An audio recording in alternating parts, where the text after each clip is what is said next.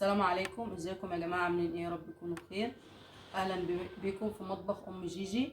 النهارده جايه لكم بمشتريات الشهر، يا رب تعجبكم. تعالوا نشوف احنا جبنا ايه. جبت ازازه زيت 5 كيلو ديت، زيت آلية عامله 350 جنيه. وجبت سمنه كريستال 2 كيلو ديت عامله 160. وجايبه ازازه خل دي عامله. وجبت عصير تانك، جايبه مانجا وجايبه برتقال عامله 44 الواحده. وجايبه مرقه ماجي. وجايبه مكرونه حوا، جايبه مكرونه حوا اللي هي تحمير. جبت 3 اكياس. وجبت كيس شعريه كبير ملكه عامله 32 ونص. وجايبه مكرونه اقلام،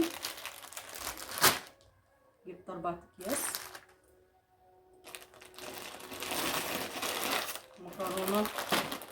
مكرونه فرن، جبت 4 برضو. وجايبه كيس مكرونه اسمها ايه دي، هلاليه، دي برضو جايبه منها كيس. ولسان عصفور جبت واحد بس. ودي شعريه برضو صغيره جايبه 2 ملكه. وجايبه دي الاصيل عامل 26، ده برضو حلو قوي. وجبت شكارة ملح الملكة دي عاملة 55. وجايبة رز الشرقاوي برضو دوت عامل 30، ده جايبة منه 10 كيلو. دي يا جماعة مشتريات الشهر،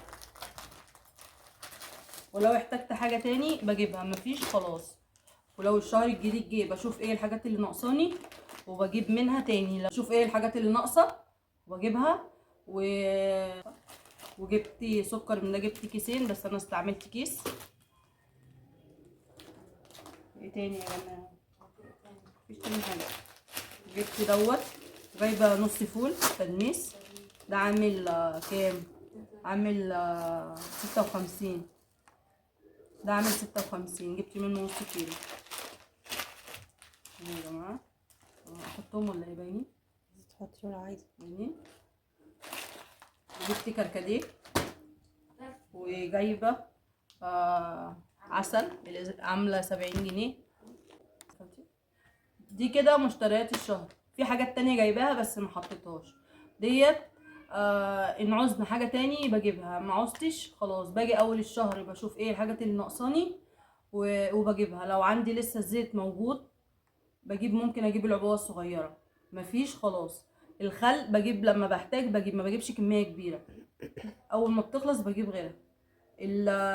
الخضار بقى والحاجات ديت، الخضار بجيب بالاسبوع، كل اسبوع بجيب الخضار. وان شاء الله هعمل فيديو برضو بالخضار اللي انا جبته والاكل بتاع اللي احنا بنعمله كل يوم هنصوره معاكم. لو في حد عايز اكله معينه او وصفه معينه او طريقه بسكوت او كحك او حلويات او اي حاجه انا هعملها ان شاء الله في القناه وهنزلها.